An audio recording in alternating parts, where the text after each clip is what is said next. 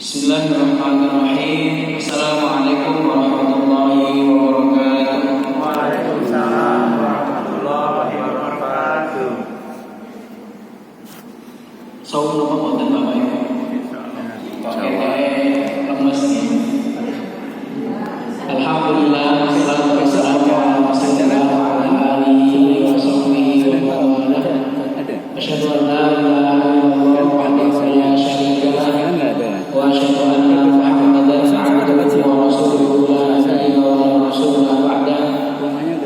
Allahumma shalli ala Muhammad wa ala ali Muhammad kama shallaita ala Ibrahim wa ala ali Ibrahim fil alamin innaka Hamidum Majid. Allahumma la ilma lana illa ma 'allamtana innaka antal alimul hakim. Fa'allimna ma yanfa'una wanfa'na bima 'allamtana warzuqna 'ilma wa zidna fahma. Bapak Ibu jamaah pengajian Senin sore Masjid GC yang dirahmati Allah Subhanahu wa taala. Seharusnya yang mengisi sore hari ini Ustaz Asep Salahuddin, karena beliau sedang berhalangan, sedang sakit, sehingga kemudian kami akan menggantikan pada sore hari ini. Semoga Ustaz Asep diberikan kesehatan dan segera dapat untuk beraktivitas seperti sedia kala.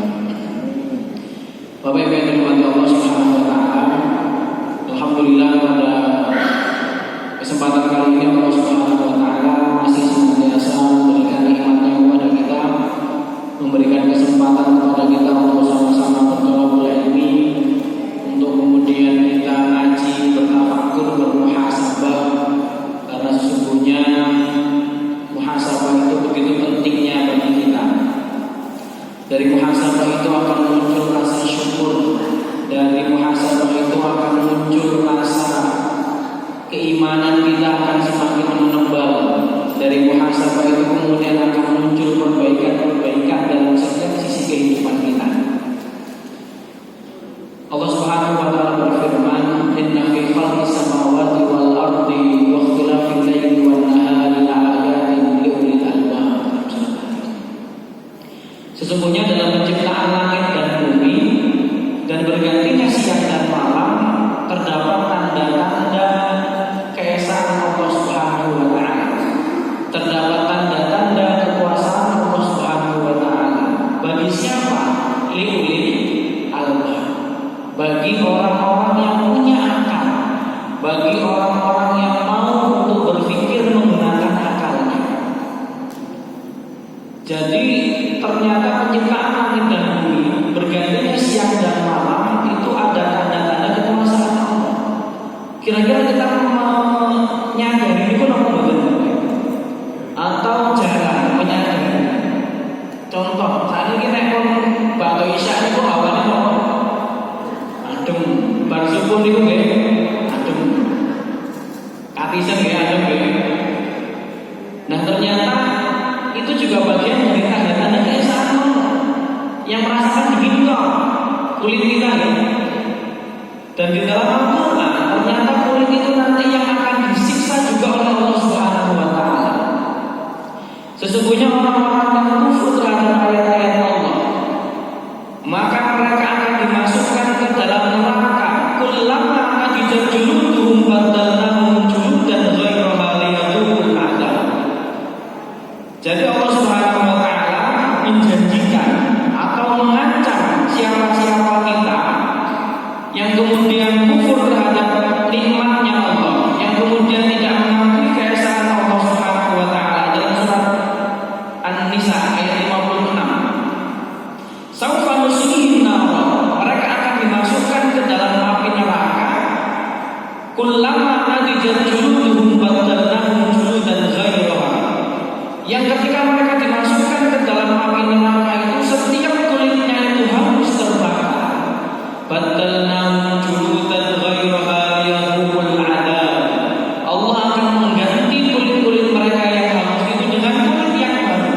Disiksa lagi, harus diganti dengan kulit yang baru lagi. Tujuannya apa? Liyadhuqul 'adzab, agar mereka itu merasakan siksanya Allah Subhanahu wa taala. Jadi ternyata hawa dingin yang kita rasakan di malam hari dan di waktu subuh. Ini jadi godaan kita gitu.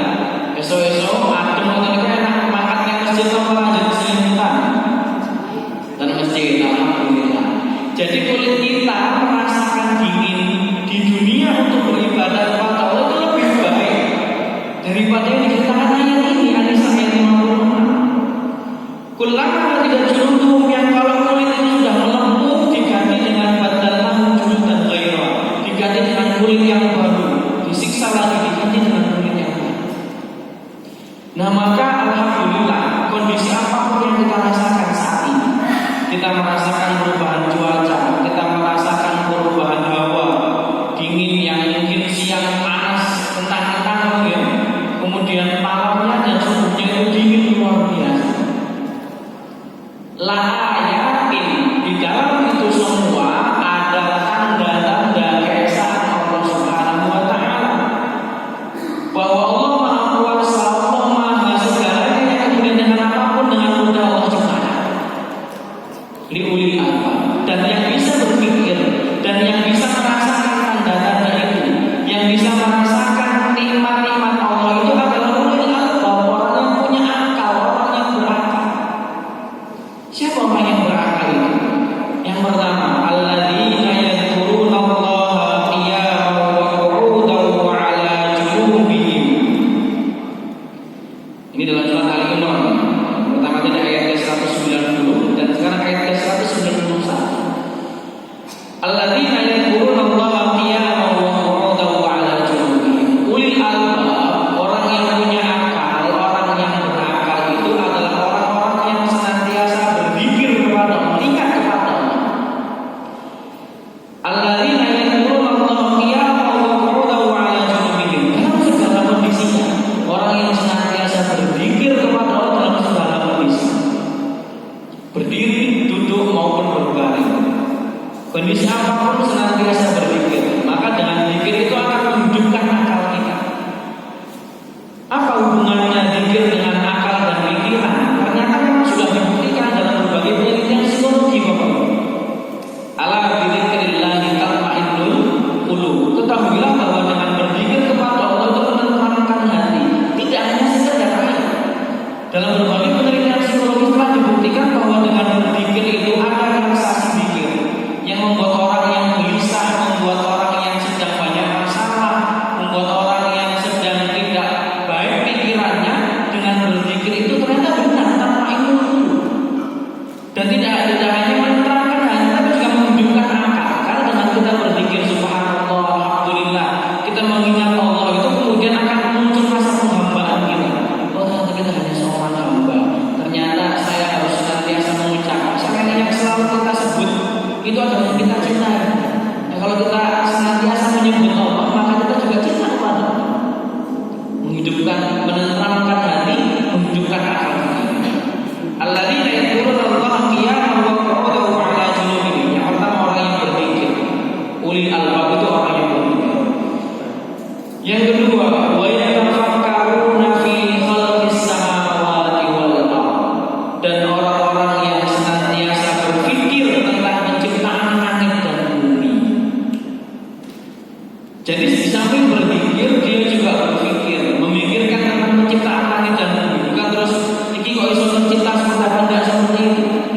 Tapi dari pemikiran itu akan muncul rasa ketawaduan dalam diri, akan muncul rasa keimanan dalam diri kita. Rabbana ma khalaqta hadza batila. Nah, dari tafakkur itu akan muncul dari lisan Rabbana ma khalaqta hadza batila. Ya Allah, tidak mungkin kau menciptakan ini semua secara sia-sia. Pasti ada maksud dan tujuannya, termasuk di dalamnya penciptaan saya sebagai hamba, sebagai makhluk. Wa ma khalaqtul jinna wal insa illa liya'budun. Dan tidak Allah menciptakan jin dan manusia melainkan hanya untuk beribadah kepada Allah Subhanahu wa taala. Nah, maka berzikir dan berpikir itu yang kemudian akan mengasah hati kita, mengasah pikiran kita untuk kemudian menjadi hamba-hamba yang ulil albab, hamba-hamba yang punya pikiran, punya akal, yang berakal, yang setiap melihat tanda-tanda kekuasaan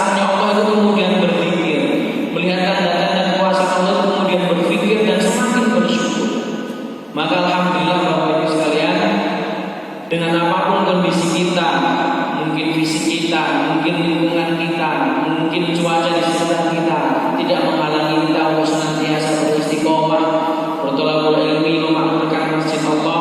Semoga kita semua termasuk dari hamba Allah yang senantiasa diberikan keistiqomahan hingga akhir kehidupan kita nanti. Amin amin ya rabbal alamin. Bapak Ibu yang dirahmati Allah Subhanahu wa taala, sekarang sudah tanggal 9 Muharram tahun 1446 Hijriah. Manusia itu adalah makhluk sosial yang senantiasa senang dengan hal yang bersifat momentum. Momentum itu biasanya menjadi satu hal yang menjadikan manusia itu senang. Dan di dalam agama Islam juga ada beberapa hal, ada beberapa ibadah yang itu momentum juga. Contoh misalkan, kapan saatnya kita itu bisa saling bermaaf-maafan? Di luar ini bahwa ini adalah budaya kita. Kita bisa saling bermaafan dan bersilaturahim dengan lingkup yang lebih luas adalah ketika momen Idul Fitri. Kapan momen di mana kita, atau gini, hati manusia itu unik, hati manusia itu kerasnya luar biasa. Dan kadang-kadang hanya karena satu momen kemudian membuat hati itu menjadi lunak, menjadi dapat meleleh.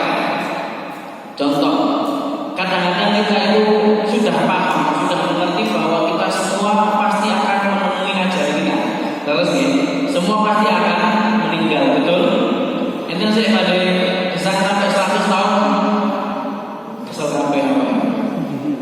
Nah, tapi kita itu menyadari, kita itu sangat paham dan menyadari bahwa kita pasti akan meninggal.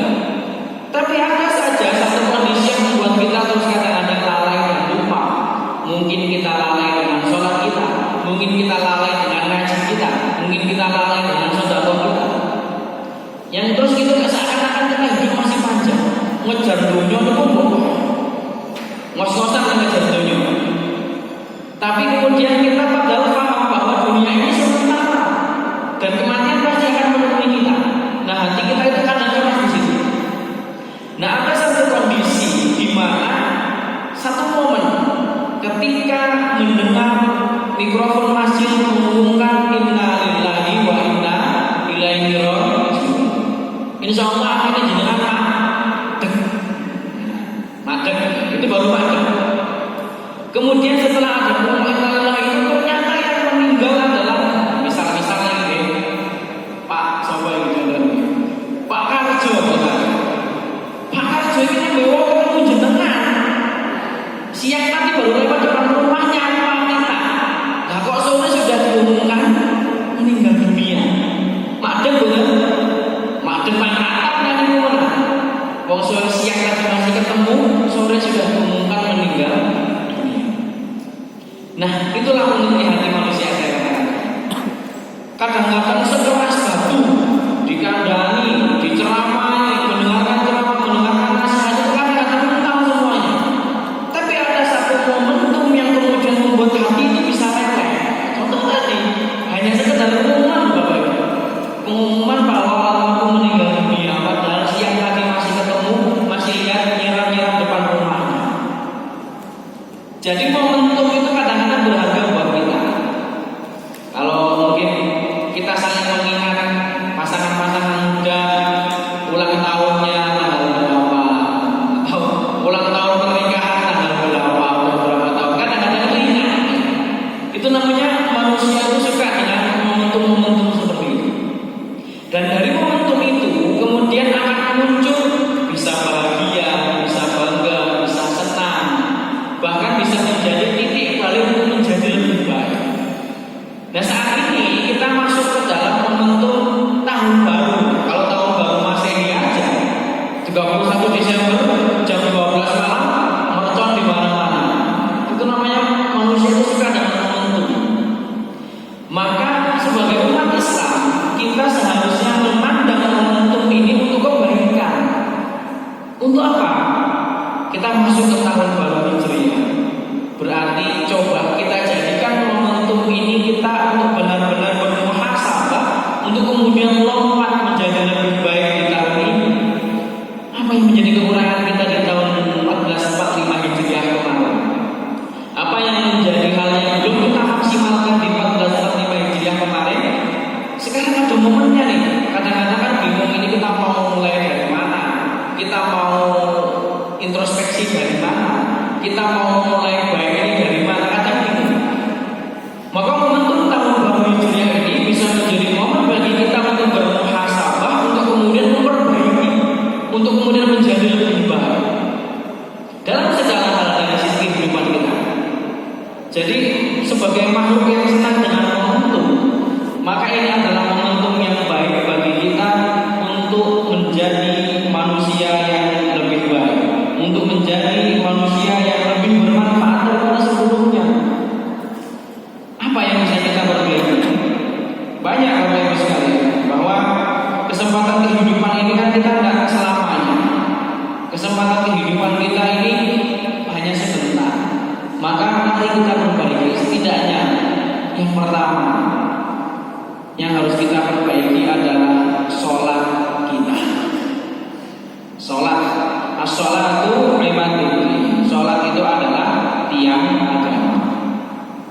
Diriwayatkan oleh Imam Bukhari dan Muslim an Ibnu Mas'ud radhiyallahu anhu qala sa'altu Rasulullah sallallahu alaihi wasallam ayyul amali afdal qala as-shalatu fi waqtiha qultu thumma ayy qala al-jihadu fi sabilillah qultu thumma ayy qala birrul walidain qala haddatsani bihinna Rasulullah sallallahu alaihi wasallam. Dari Ibnu Mas'ud radhiyallahu anhu bahwa beliau bertanya kepada Rasulullah sallallahu alaihi wasallam, ayyul amali afdal? Amal apa yang paling utama wahai Rasul? Dan dijawab oleh beliau, qala as-shalatu fi waqtiha. Salat pada waktunya. Nah, ini penting bagi kita untuk memperbaiki kualitas salat. Karena salat itu adalah tolak ukur kebaikan seseorang. Innas sholata tanha 'anil fahsya'i wal munkar. Sesungguhnya sholat itu dapat mencegah daripada perbuatan keji dan munkar. Islam itu begitu indah memberikan syariat kepada kita. Dalam setiap ibadah itu tidak hanya bersifat formalitas ritualitas. Apa formalitas? Ya Allah, formalitas itu tidak jenengan sholat itu mau takbir Allahu Akbar, rukuk, sujud, salam. Itu formalitas. Tapi ternyata dalam Islam dinilai sholat itu lebih daripada itu. Sholatnya seseorang yang baik itu tidak hanya yang tepat waktu, tidak hanya yang di awal sholat, tidak hanya yang khusyuk, tumanina. Tapi sholat yang baik juga sholat yang bisa membuat orang itu terhindar dari perbuatan keji dan munkar. Maka penting as-sholatu fi waqtiha. Sholat pada waktu itu begitu penting kita menjaga waktu.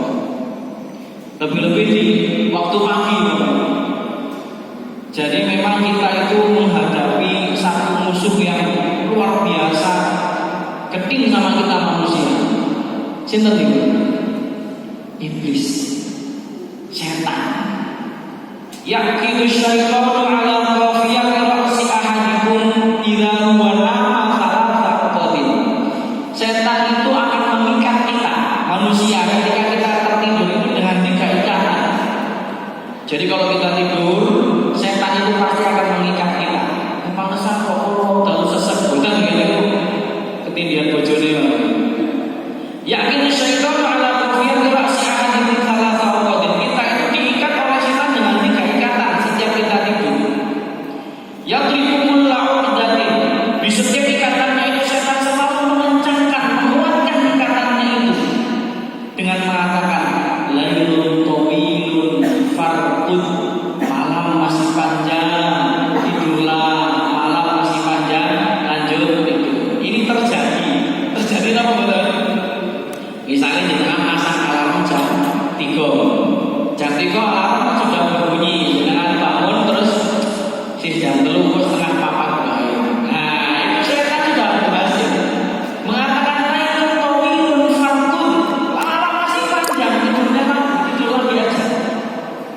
Atau ketika sudah setengah 4 terbangun lagi kemudian mikir, iki nek aku tangine gasik mau nang kantor ngantuk.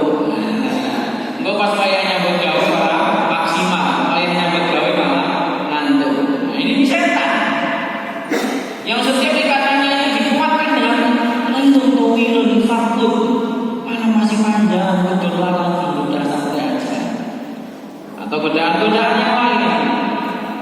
Jadi 3:30, subuh isi 4:30, isi sejam, setengah jam meneh. Ngerti kita? Ngerti-ngerti wis 4:30, ngerti-ngerti kebablasan jam 5. Maka setan itu selalu menggoda seperti itu. Kemudian dikatakan Rasulullah, kemudian kalau kita fa'inista'in qadha tsumma dzakarallaha in halal qadatan. Kalau manusia kita itu ketika pagi hari itu bangun, tapi tidak hanya bangun, fa'inista'in qadha, kemudian dzakar, kemudian berzikir kepada Allah, berdoa, alhamdulillahilladzi at'amana wa ahyana ba'dama amatana wa ilaihi nusyur. Jadi kata Rasulullah memang benar. Kalau cuma fa'inista'in qadha, kalau cuma bangun itu ya makanya alarm. Kalau yang cuma bangun itu hanya mematikan alarm. Tapi tidak hanya bangun, tapi itu dzakar, ingat kepada Allah, berzikir kepada Allah, berdoa kepada Allah, in halal qadatan, maka akan terlepas satu ikatan. Ketika kita bangun, kemudian kita berdoa, maka satu ikatan terlepas. Masih ada 2 ikatan lagi, jadi nggak berarti kalau kita sudah bangun, kemudian kita berdoa, kemudian kita sudah lulus, sudah. Masih banyak ujian bakal dan selimut kita itu masih banyak. Masih ada 2 ikatan lagi. Setelah bangun berdoa, kemudian fa'in tawad doa in halal qadatan. Kalau sudah bangun berdoa, kemudian dia berwudu, in halal qadatan, terlepaslah satu ikatan. Masih ada satu lagi. Kadang-kadang nek berwudu sebentar terus isi tunggu meneh ngumpul ke nyawa. Alasannya ono wae, saya kan niku maknya alasan. Fa in shalla in halal qadatan, kemudian kalau kita terbangun doa, wudu dan salat, maka lepaslah semua ikatan itu. Fa asbaha nasyitan thayyiban nafs, maka kita akan berpagi dengan nasyitan, dengan penuh semangat, thayyibun nafs, dengan jiwa yang tentram. Nah, ini kabar dari Rasulullah bahwa tenang mawon, walaupun nanti kita itu bangunnya lebih gas. Kanu qalilan minal laili ma yahjaun. Orang-orang yang bertakwa itu, orang-orang yang kelak akan dijadikan surga oleh Allah itu, qalilan minal laili ma yahjaun. Mereka itu malamnya itu tidurnya hanya sebentar. Wa bil asharihum yastaghfirun. Dan di waktu-waktu sahur, di waktu-waktu akhir malam itu mereka banyak memohon ampunan. Maka asbaha nasyitan, kita akan berpagi dengan semangat, thayyibun nafs, dengan jiwa yang tentram. Wa illa, dan kalau tidak sebaliknya, fa asbaha kaslan, khabithun nafs wa kaslan, maka dia akan berpagi dengan jiwa yang tidak tentram dan penuh kemalasan. Maka ayo kita lawan, kita coba untuk melepas semua ikatan syaitan dengan 3 ikatan. Dengan kita bangun dan berdoa, kemudian kita berwudu dan melaksanakan sholat. Wa minal laili fatahajjad bihi nafilatan lak. Dan di antara malam-malam itu fatahajjad, maka bertahajudlah kamu nafilatan lak. Nafilah itu apa? Artinya bonus. Kita kadang-kadang itu nggak adil Bapak Ibu memandang dunia dan akhirat itu. Nek delok buy one get 5 free itu gimana? Seneng langsung tuku. Beli 1 gratis 5, mesti tuku. Mesti ditumbas. Senajan terus butuh saiki tetap ditumbas saat ini. Tapi kata Allah, wa minal laili fatahajjad bihi nafilatan lak. Dan di antara malam itu tahajudlah kamu sebagai bonus, sebagai tambahan bagimu. Asa ayyab'atsaka rabbuka maqaman mahmuda. Semoga dengan kamu sholat itu, dengan melaksanakan tahajud itu, ayyab'atsaka rabbuka maqaman mahmuda, Tuhanmu akan meletakkanmu di tempat yang terpuji. Kata para mufassir, maqam mahmuda itu adalah tempat yang penuh dengan syafaat, tempat yang penuh dengan pertolongan. Maka pentingnya kita sholat sunnah, sholat tahajud maupun sholat sunnah yang lain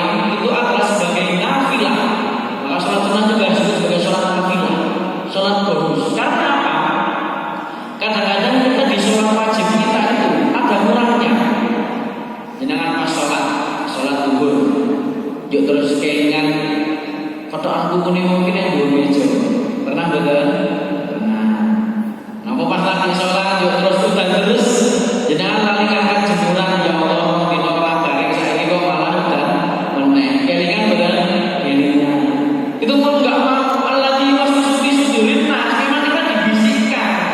Nah, maka kita disunahkan untuk sholat sunnah tadi qobliyah maupun ba'diyah. Sebagai nafilah, sebagai bonus, sebagai pelengkap, melengkapi sholat wajib yang mungkin ada kurangnya. Ada aja pas sholat itu batalnya kita nggak ketemu tiba-tiba berpikir itu setan yang membuat kita seperti itu. Nah, lebih-lebih lagi 2 rakaat